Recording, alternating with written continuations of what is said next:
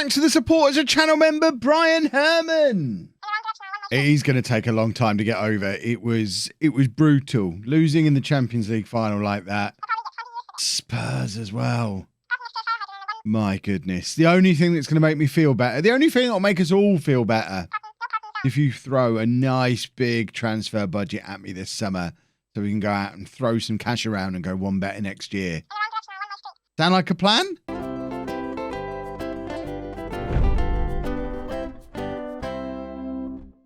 Hello and welcome to part 97 of the Greek Odyssey. I'm Kevin. Coming up on today's episode, it is our season review and transfer special off the back of the best season in the history of the football club. Although I've just noticed on here, Mrs Wearmouth is concerned about Apollon's 1-0 UEFA Champions League final defeat against Tottenham. I mean, seriously, Mrs Wearmouth, we're Apollon. This is the first time we've ever gone beyond the quarter-final, and you're concerned that we lost in the final. I mean, I know it was Spurs, but what are we going to do, eh? We'll get better. The rest of the season was phenomenal. We won the league easy peasy again. Champions League final, cup win again. I am now officially the greatest manager in the history of Greek football, or Greek club football, I guess. Someone did correct me about that and said, the fella who won the Euros with Greece might want to have a word with you. I'd be tempted to have a word right back with him and say, look, Mr. whatever your name was, I can't remember. He wasn't Greek, was he? Wasn't he? He was a German, I think. Whoever he was, look, I think I'm better. And certainly once I add a Champions League to that, I don't think there's any disputing it. I am the best manager in Greek football history. I'm, however, not yet anywhere near being European best manager person. So that's going to take a little bit of work yet to get up, even with where non-league to legend Kev got to 14th on the European Hall of Fame. But we don't want to worry too much about the Hall of Fame. What we are going to do is get into the normal season review stuff and hopefully, like I say, have some money to spend. We did earn a lot of money on that Champions League run, and hopefully Mrs Wearmouth will reward me accordingly and allow me to throw a little bit of cash around this summer. I'd like to throw some cash at Paul Duffy, who he's no longer on the wants to leave the club list, but last time I checked, still doesn't want to. Aha! This is the biggest signing of the summer, as far as I'm concerned. We get to keep Duffy. This is huge. Awesome. Right. Getting back to the all-time best 11. Tennessee is now the goalkeeper for the all-time best 11, which, I mean, there's no arguing with that. He's still only 23 years old, played 35 times for Argentina. At this point, I'm fairly confident in saying he's the best goalkeeper I've had in Football Manager 2020, although Papas, who's my goalkeeper for home on Twitch, stream 4 nights a week over there. You should come and check it out. I'll be streaming tonight. He might have something to say about it. We might have to do a comparison between the two at some point. And when I do pick my team of FM20, which I'm planning on doing, definitely think it's going to be between Tennessee and Papas that I'm choosing between as the goalkeeper for that team. And but back four of Kansarovic, who's obviously still with us. Ryan Lawson, who is now on £300,000 a week at Barcelona. Ridiculous money. Although I got to a Champions League final before you did, Ryan. So perhaps you should have stayed. Michaelis and Kalapitas making up the rest of the back four. Lebrou at the base of the midfield. I've clicked the wrong button there. Lebrou at the base of the midfield. Who's 27 years old now playing on loan for Slavia Prague in the Czech Republic. Playing is a strong way. But Lebrou's career's gone off the rails a little bit since I left. Everyone convincing me, or everyone telling me, you got to sell Lebrou. You don't play him often enough. He played 20 games. You got to sell him so that he can really establish it, go and play somewhere else and really establish himself for Greece. I think what we've learned here is that I was massively overplaying him, and that's why he was playing for Greece. And his career's just fallen apart through not having me pushing him constantly the way I did. Cordoba and Duffy is the midfield. Cordoba, of course, leaving last summer. Wouldn't have left if it hadn't been for the non-EU rule thing. He's gone to Fiorentina. And had, it's an okay season. It's not a typical Cordoba season, but he still looks like he's a top player. Paris Saint-Germain want him. I'd take him back in a heartbeat if he had an EU passport, but we just can't fit him into our squad because he doesn't have one, and it's very upsetting. And then a front three of Sanchez, Damien, and Marola. That is a front three that did actually play together every now and again. Marola is now 30 years old. scoring a decent number of goals for Napoli back in Serie A. Did he ever play for Italy? He did not, so not quite as good as Cannavale. And then Damien. How am I clicking the wrong buttons constantly? Damien, who is still at Borussia Dortmund, now 18 England caps, 7 goals. We're going to scout him again. We always like to keep a scout on him. He's had another good season for Dortmund, although not scored goals quite as fluently as he did the season before, but still with a very good average rating. I mean, this guy's got a career average rating of 7.57. Damien is a top player, and I won't have anyone say otherwise. We'll get that boy back one day. End of season awards, Milo winning player of the year, which I think that's pretty fair. Milo really did have a season this year where he proved to us all that he's a real key player in our team. And 7.67, a lot of assists. The worrying thing for Milo is he's probably the next one on the list to leave of the non-EU players. I don't know if we do need to bin one off this summer. I think we might be okay, in which case they might get to stick around, and then the following summer Sanchez becomes Greek. So Milo might get to stick around long term. But if we do have to sell an over 23 non-EU player, I think it probably would be Milo, despite him being our player of the year. Sanchez gets runner-up. Duffy in 3rd place. Cannavale got goal of the season for this effort against Ike when I was playing him up front with Alan out on the wing. Why would I go and do a thing like that, eh? But we'll have a look at this one. It's so that is Cannavale there. So presumably the ball ends up back with him and he just hits it. I mean, that's a good goal, isn't it? It's a very good goal. Signing of the season, Dalibor Bruman, who came in from Napoli. And, I mean, he was a very, very solid player. Didn't get in the Champions League squad, so you didn't really see any of him. But he did play the majority of the league games, especially when Leica was injured. He's another one who we're converting to be... In fact, we have now converted him to be a natural central midfielder. So him and Leica, very much the future of our central midfield, with Duffy and Dominguez as the regular starters, with Leica and Bruman pushing them all the way, and they're both EU national as well, which is very handy. And then Sanchez at 24 years old, young player of the year. What a weird Apollon career Claudio Sanchez has had. Exploded onto the scene, then got pushed out of the way by, I think, Betancourt, ended up out on loan in Turkey, was even better, best season ever when he came back. Then German pushed him out of the team, and then a combination of German and being a non-EU player pushed him out of the team. And he's forced his way back in this year and had a season almost as good as this one when he was at his absolute peak, and he's still only 24. There's still a lot to come from Claudio Sanchez, and we're turning him into a central midfielder as well. As you can see, he's now a competent central midfielder, and he has played for us as a Mazzala quite a few times this season when we've had players injured, particularly Leica, who had a lot of spells out injured this year. So, team of the year is Tennessee in goal, a back four of Kansarovic, Hernandez, Criado, and Solorzano. Criado, of course, we are going to be losing this summer. I mean, we can try and get him back on loan again, but just like last summer, no dice. But once he goes back to Madrid, they might decide they don't like him again. Solorzano at right back, Milo at the base of the midfield, Duffy, Dominguez ahead of him. Interesting that German and Sanchez getting the nod ahead of Lencina, and Alan in ahead of Cannavale. But the big miss there is Lencina. I'm very surprised to see him not in the team of the year, and shows how Sanchez is developing as a attacking utility player, that he's in the team of the year on the right-hand side. Top goal scorer was Ryan Allen with 25 goals in his first full season here in Greece, although we did discover as the season went on that he's not a big game player, and it really did cost us in some of the bigger Champions League games. 18 goals from 15 starts in the league. He can tear the Greek league up, but 6 goals from 11 starts in the Champions League, it's not quite on the same level. Or his average rating was actually better in the Champions League than it was domestically. So I guess it's just harder to score goals in the Champions League. Who knew? Highest average rating goes to Milo, as we would expect. Most assists shared between Milo and Sanchez. Doring, our backup goalkeeper, got best pass completion. And although you didn't see anything of him this year, again, because he wasn't playing the Champions League game, he did play more than half our league games. So got 19 games in the league this year. I'm surprised his star rating doesn't seem to be progressing, because he seems like a very solid goalkeeper. Has now made his debut for Austria as well. Still only 21. I think there's still a bright future for Doring, realistically, as a long-term backup for Tennessee, I imagine. Quite a few players getting 4 Man of the Match awards over the course of the season. Shows we've got a number of stars. Michaelis, Sanchez, Milo, Lencina, Allen, all picking up 4. And then Milo and Calapitas are the Naughty Boys Club. Season review we've already done. 'Twas a good season.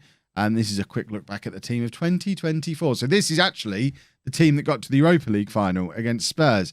And it shows that we are building for long term here, that there's so many of these players that are still here. Calapitas, Michaelis, Duffy, Sanchez were all in the Europa League final team and the Champions League final team. Goodness me, we've got to go one better at some point. Lawson, Damien, Bozic, we haven't looked in on a while. What's Bozic up to? Still at Dortmund. Just a very good player for Dortmund. So we're never going to get him back. Pedro de la Vega, we've not looked at for a while. 29 years old now. Just gone to Porto. So continuing to do a little bit of a European tour. Dropped down to La Liga 2 again with Sporting, but then a full season with Porto. And de la Vega, does he play? He's only played 3 times for Argentina, none of them this year. I imagine being kept out of the side by the likes of Sanchez and Lencina. Milay Svila now playing in the Premier League by the looks of it. So this is a goalkeeper we utterly rejected. He's now gone through 3 different Premier League teams, Newcastle, Palace and Leicester. Big money transfers all over the place. First team Premier League player, apart from this season just gone.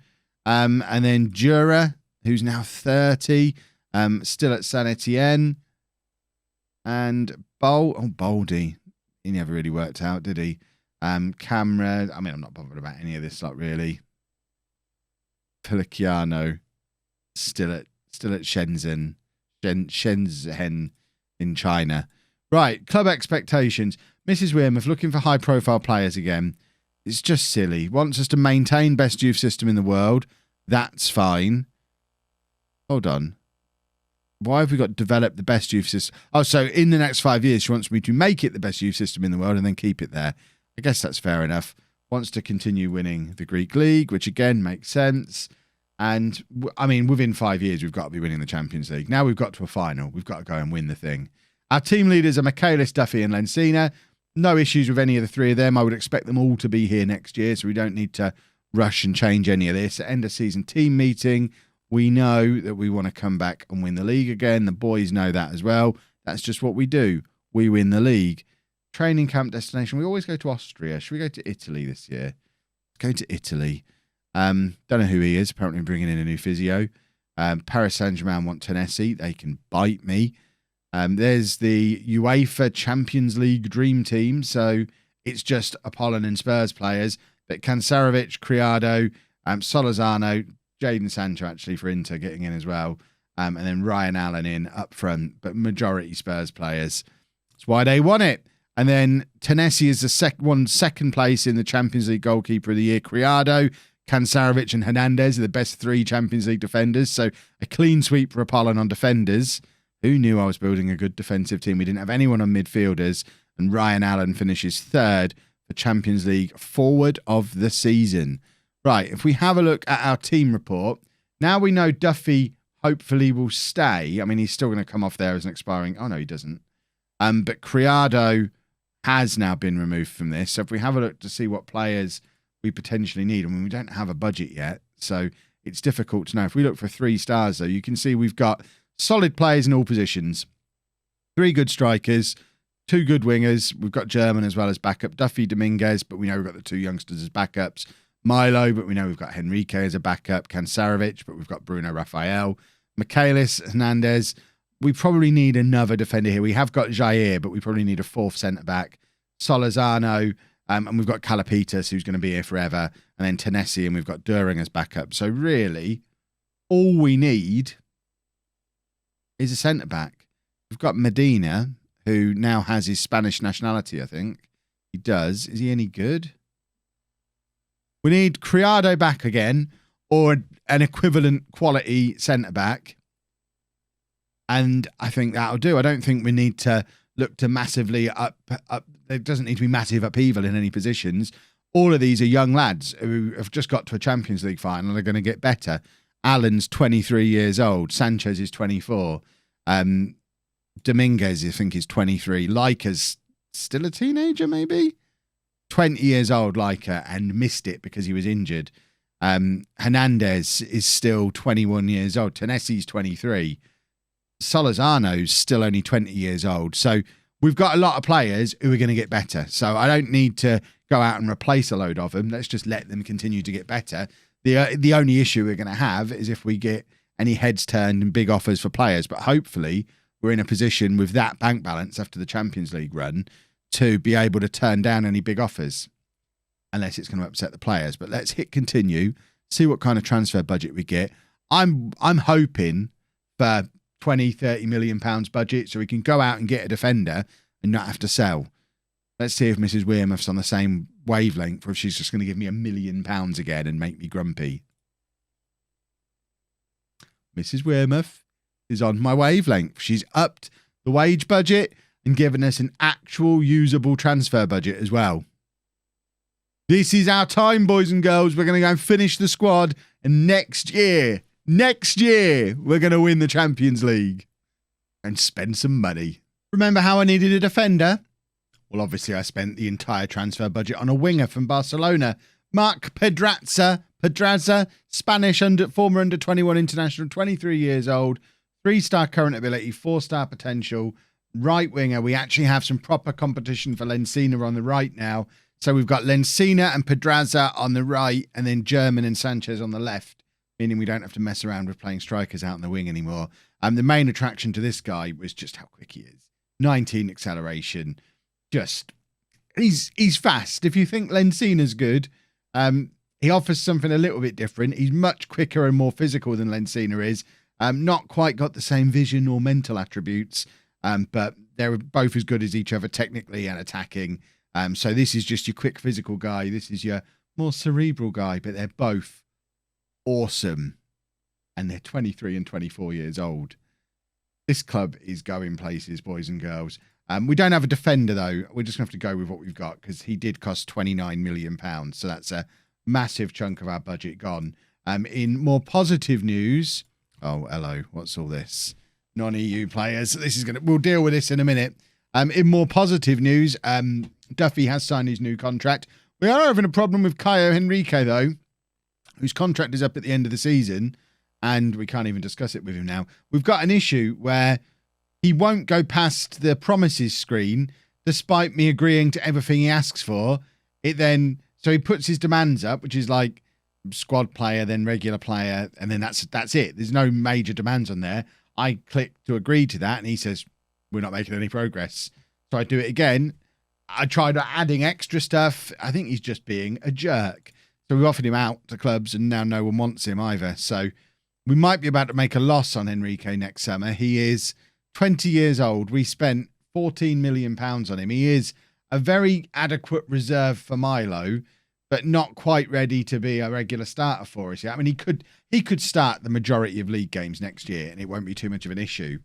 He's got his Portuguese passport. Or is it a Spanish passport? It's a Portuguese passport. So he's not an issue around the non-EU players, but he might leave, which is a problem. We've also been fighting off other clubs trying to get our players all summer long. As you can see, offers for Doring, Tennessee, Solorzano, Hernandez, Duffy, Lencina, from all of the usual suspects. The only one who's had his head turned is Tennessee, who wants to go to Manchester City. But looking at this, it is only, where is concerns? It's only a slight concern. Complaining to teammates because he's disappointed about not being able to join Manchester City. But other than that, I mean, it's not like he's desperate to go. So fingers crossed we can just ignore it, keep him around, and the problem will go away. That's the plan. But it is now the 1st of July. We've spent, as I say, all of our budget. If we sort the wage budget out, so actually, in fact, we can't actually get within wage budget. So we need to send some players out on loan, move a few players on. But the squad is done. If we get some money for Enrique, we'll reinvest it in Wonder Kids. But otherwise, this is probably what we're going to go into next season with. It would be nice to upgrade the defence a little bit. But Hernandez and Jair and Medina are all going to get better. So it might just be a season to give them a little bit of time, give Michaelis and Calapitas a bit more game time than they've been getting. They don't let us down. I'm feeling good about the squad as it stands currently. There you go. I got a defender after all. Another signing from Barcelona, Xavier Bilbao. is actually he's 23 years old. He's already played 22 times for Spain. So this is one of the guys who's been keeping Criado out of the Spanish national team. He's a centre-back who can also play a defensive midfield and central midfield. That's key because in order to fund it, we sold Caio Enrique. So he's as good as Michaelis, Hernandez, Jair. We've got 4 good centre-backs again, got potential to improve. Played 19 games for Barcelona last season. So, he's played over 100 times for Barcelona at 23 years old, plus 22 caps for Spain. To pick this guy up for £21 million seems to be something of a bargain. As you can see, the fans are pretty pleased with it as well. If we just welcome him in, get squad numbers and squad registration stuff sorted. And to fund the deal, this is what we did.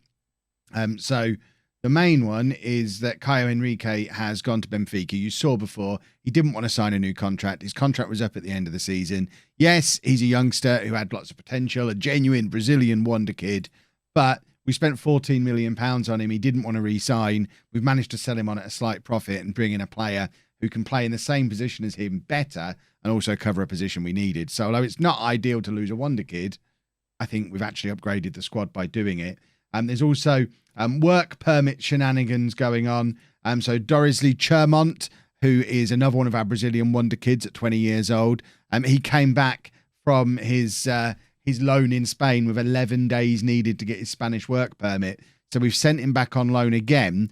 He's gone to Espanyol for a 3rd time, but we're just going to recall him. I think we can recall him after a month. So once he's got his Spanish passport, we're going to recall him, and then he's another option on that left-hand side. It might signal the end for German, because I think Chermont and Sanchez are probably going to get the job done on that left-hand side, unless Chermont becomes my left-back. He's not the best tackler in the world for a Champions League winning left-back, is he? So maybe he's not the guy for left-back. Maybe he'll be on the wing. And we've also sent Oscar Jimenez out on loan to Villarreal to start making steps towards getting him his Spanish passport. Tata, who's another one of our wingers, is entering the 2nd year of his 2-year loan in Spain to get his passport. And then we've sold a load of our fringe players. So Papa Panigis is probably the biggest name one because he's already got 24 caps for Greece. So this guy has played more times for Greece as the holding midfielder than Lebrew ever did.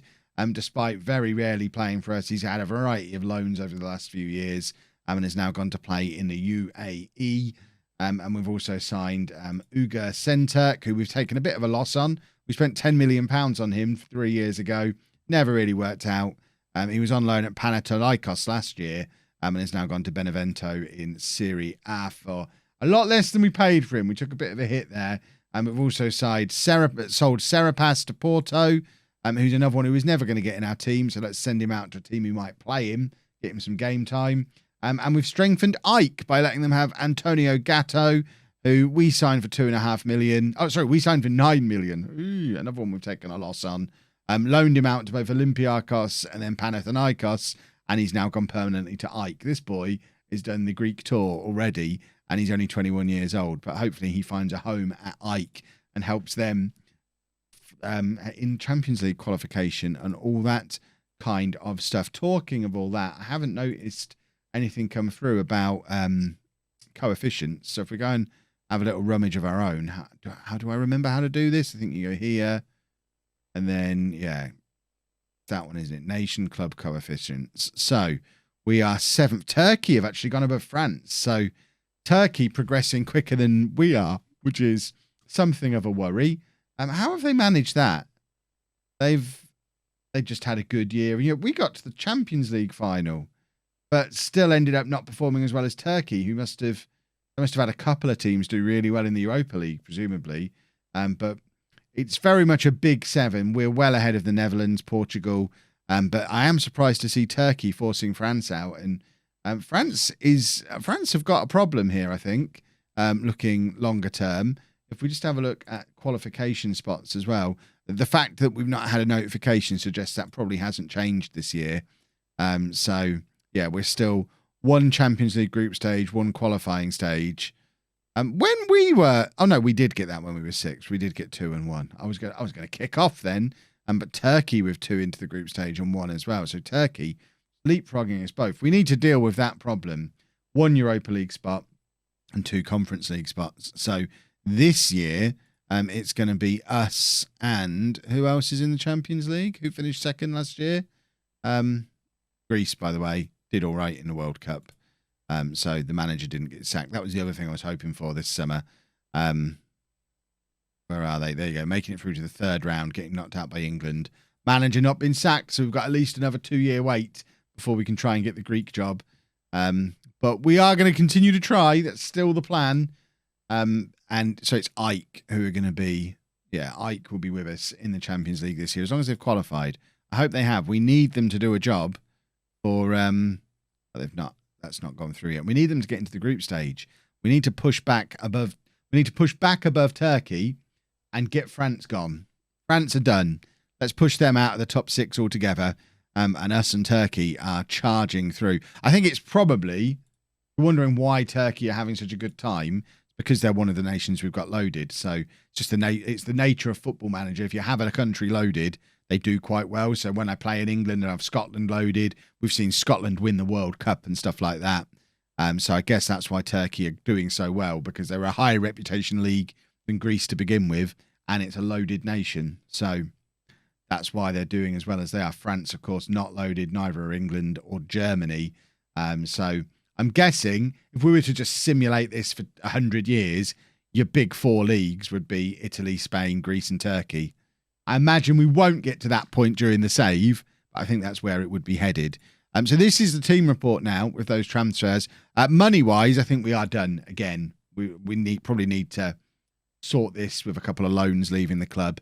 But if we have a look at what we've got with Enrique moving on and what's his name, Bilbao coming in, can we do it to 3-star? See what we've got as cover. So we've got the 3 strikers, the 2 wingers, Sanchez plus German and Chermont, Duffy and Dominguez in there, plus Leica and Bruman. Milo there, but we know Michaelis can cover there, Bilbao can cover there, Duffy and Dominguez can cover there.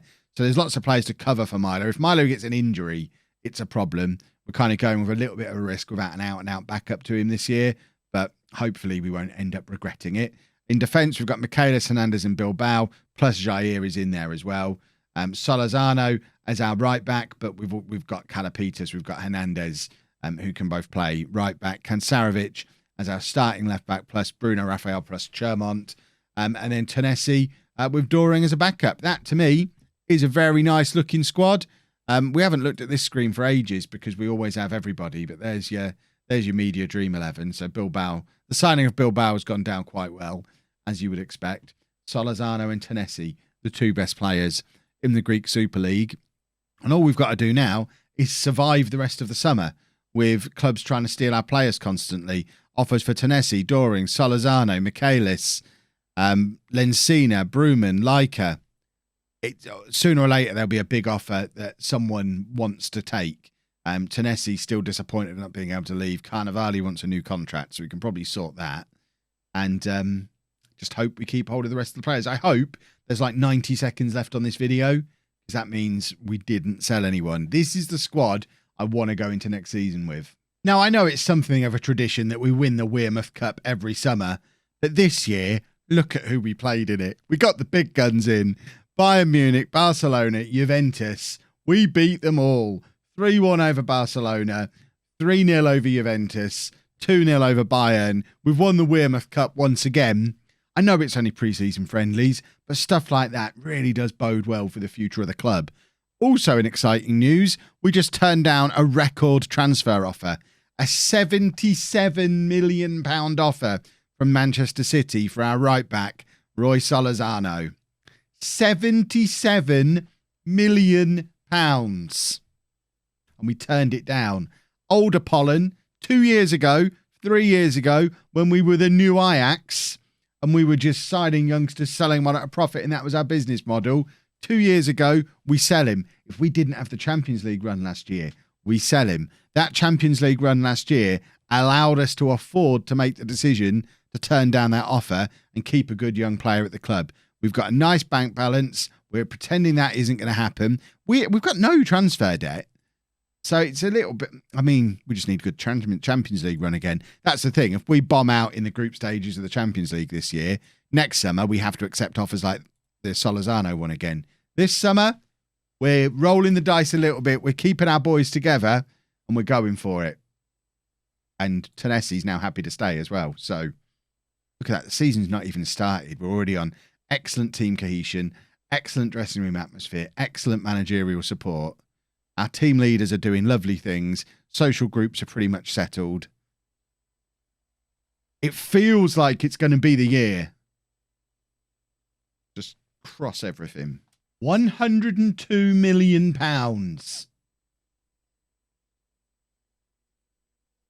£102 million. Rejected. Right, we have played our first game of the season. We beat Tripolis 5-0, and it is now Champions League draw day, so that we know who we're coming up against in tomorrow's episodes. We've been moved down to the third seed. We got to the final last year, but because of the downgrading of Greece in general, we've been moved down to third seeds. Turkey taking our place with Galatasaray in there as a top seed. So despite being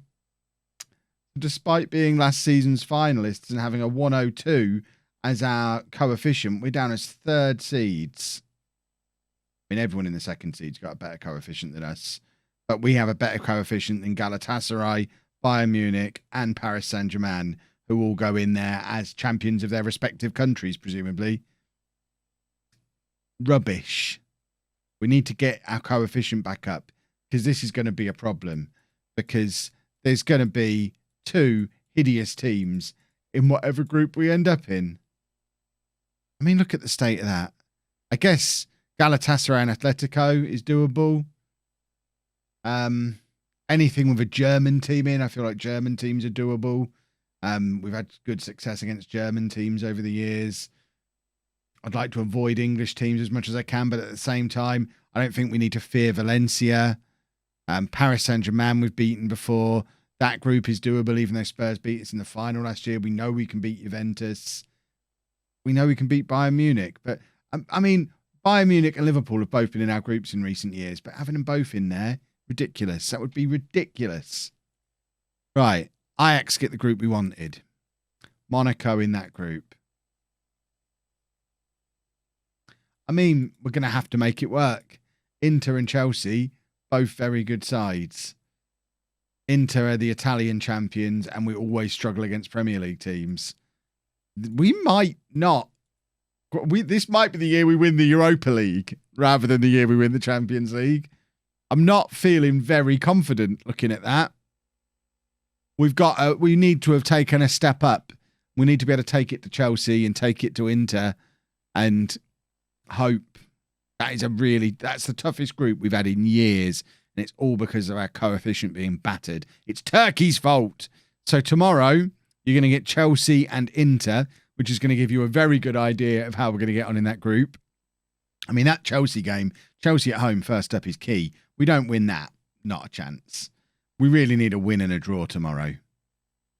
It's going to be a tough Champions League campaign. In other news, the one piece of transfer stuff I'm still trying to sort out is Doris Lee Chermont, who... he's awaiting paperwork. He's been back in Spain for 41 days longer than he needs to. But I don't want to bring him back. Well, if I bring him back, will he still get the paperwork? Or does he need to actually become Spanish before we can bring him back? The transfer window closes in 2 days. So if he hasn't, I don't think I'm going to bring him back until he's officially Spanish.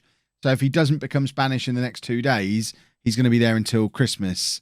Which, I mean, it's not a massive issue, but it's not ideal, because he will provide us good cover on the left wing and at left back. It's not like we're desperate for him, but we would like to bring him into our squad at this point. But we're just going to have to wait. Something weird has happened, which is really weird for those of you who've been watching the Chivas series as well. Because all of a sudden, the board have given me more money, but it was never announced that they'd given me more money. Nowhere in here does it mention being given extra cash. So somehow there's a £26 million transfer budget again. Not only that, my director of football has gone and made an offer for a player. I mean, I don't want him, but where was this? Where was this with Chivas? Withdraw that. I've got £26 million to go and buy Wonder Kids with on deadline day. It turns out being handed the money 5 hours before the deadline closes. It isn't enough time, even for me. So we didn't spend that money. We're going to have £26 million to spend in January, unless it mysteriously disappears again. No, it's still there. Nobody knows why. But there's your confirmation of the transfers. We had the 2 biggest transfers in fact, the 3 biggest transfers of the summer, as you'd expect. Enrique leaving being the other one. We did spend £49 million this summer, which I think it's the first time we've ever... Oh, no, we did have a net transfer spend that year as well. But it's only a marginal net spend, a £1.5 million net spend. So tracking it over the career as we have been doing, I am still at a big net transfer profit for the career so far. And of course, you saw there were plenty of opportunities to add another £300 million to that with selling players if I'd have wanted to. We had the £100 million plus offer for Solorzano. We had an £80 million offer for Tennessee. No offers for Acosta. I would have sold him, but no offers. But I think that's it. It's exactly what we wanted from the transfer window. Absolutely spot on. I don't think there's a weakness in the squad. I'm excited for this season. If we can get through this Champions League group, the sky is the limit. Chermont didn't become Spanish in time. Still waiting paperwork. We'll check in again with him at Christmas. If you've enjoyed that, please make sure you leave a nice big thumbs up on there for me. Subscribe to the channel for daily Football Manager videos. And thank you very much for watching.